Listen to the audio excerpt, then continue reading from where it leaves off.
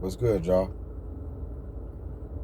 First and foremost, let me first say shout out to and salute to the professional boxers, salute to the bloggers, salute to the boxing fans, the real boxing fans, um, and salute to the media, the boxing media as well. This video is a response to Mr. Champside. This man decided to hit my comments in a video I made about him. I think it's been a couple of months ago now. But I was addressing him in the video because I felt like he had like a loyalty, and he was being one-sided.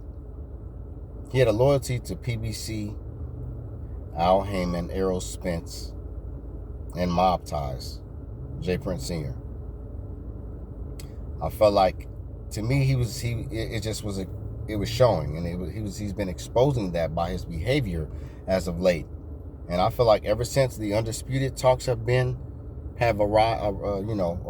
as far as Bud Crawford and Errol Spence, that's when I started seeing changes in Champside, to where Champside started being pro Errol Spence, pretty much. And it seems like he's been fully dedicated, even till today, to lifting Errol Spence up to a high regard, while pretty much shaming Bud Crawford and making it look like Bud Crawford really don't want smoke with Errol Spence. And everybody that is a real true boxing fan know that Bud Crawford been wanting smoke with Errol Spence. And Errol Spence's behavior and the way he been moving has been showing that he don't want smoke with Bud Crawford. Even though Errol Spence got a big old cult. Errol Spence has a cult, for sure. And I believe Champside is a part of that cult. I don't care how you feel about it. I respect him as a man. I respect his platform and the platform that he built. But I just feel like now he's gotten deep into things with the PBC, Errol Spence, and this mob ties garbage. And being an aerosexual is one thing, Mr. Champside.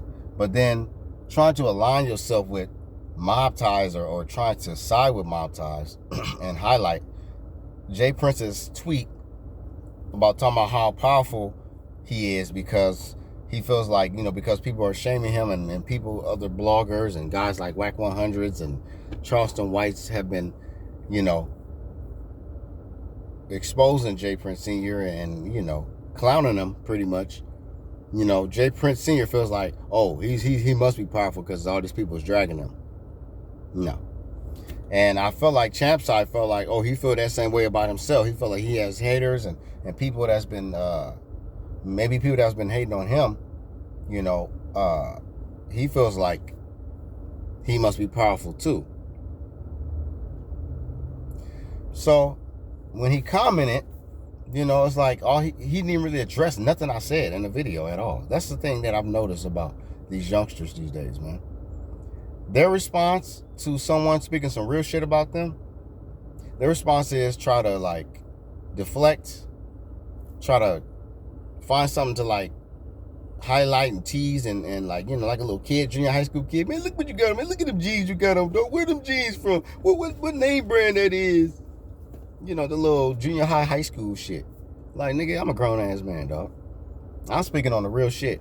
I told you I respected everything about your platform, but I just felt like two things I can't rock with you on is the fact that you are pro Errol Spence, and you're not being fair between Bud Crawford and Errol Spence, and you're not at least revealing some things about Errol Spence that has been very suspect before, during, and after the negotiations fell apart. Did you say anything when Errol Spence left the building? When Bud Crawford knocked out, when he stopped Porter, and Spence was all looking up at the screen, he's like, damn, I can't believe this shit. And then when they start asking Bud Crawford about Errol Spence and saying that he's in the building, nigga, what you do? This nigga Errol Spence left. Champside, how can you respect that when he could have gotten the ring and said, hey, nigga, let's get it on now. You did your shit. But Errol Spence drew this on and that was a nervous little shake. Yeah, that was nervous energy. That was scary energy, bruh. So he left. He fought Ugas. Could have got stopped by Ugas, but the whole world know Ugas. It was like somebody had a device in that nigga brain and said, oh, no, you're not supposed to knock him out. You're supposed to let him stop you, sir. Oh, okay. Open my hands up just like this. All right, all right, okay. Damn, it's gonna hurt. I can't just let him hit me like, How much you gonna pay me? All right. I fucking I better get my money.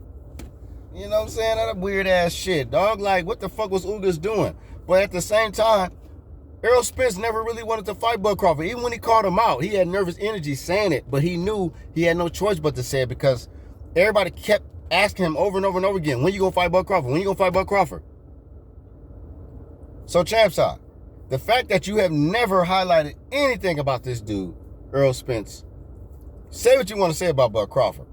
But from my lens and my eyes, I haven't been convinced that Bud Crawford has been ducking Errol Spence. Everybody, the whole world has been waiting for this fight. We just wanted to be fair. And all of this you got to settle for this, settle for that. He ain't said that about no other fighter but Bud Crawford. So why does Bud Crawford got to settle for crumbs and all this other stuff and be disrespected like that?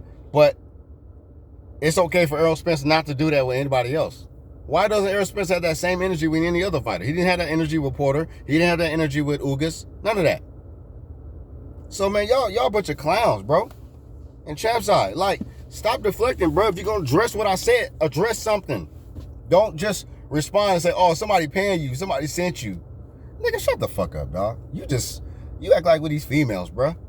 Nigga, be a man. And come with some concrete shit for me to respect. Because you said, oh, you know what I'm saying, I'm dunking y'all and just see how y'all move. Nigga, let's see how we see how you move, bruh. You're pro Errol Spence. You're pro PBC. You're pro J. Prince Sr. Mob Ties. Nigga, don't play dumb with me, dog.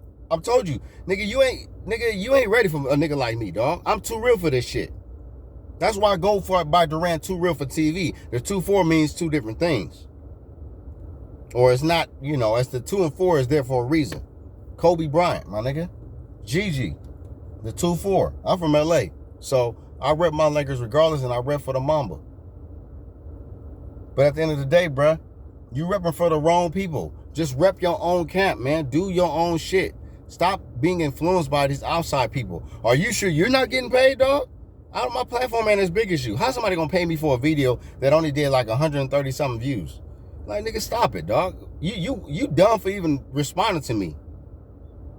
Like, you sound real dumb. How the fuck I get paid? How somebody send me when my platform has been getting shadow banned? They've been trying to hate on a nigga like me because I'm too real for this shit. Nigga, my information will wake up millions of minds.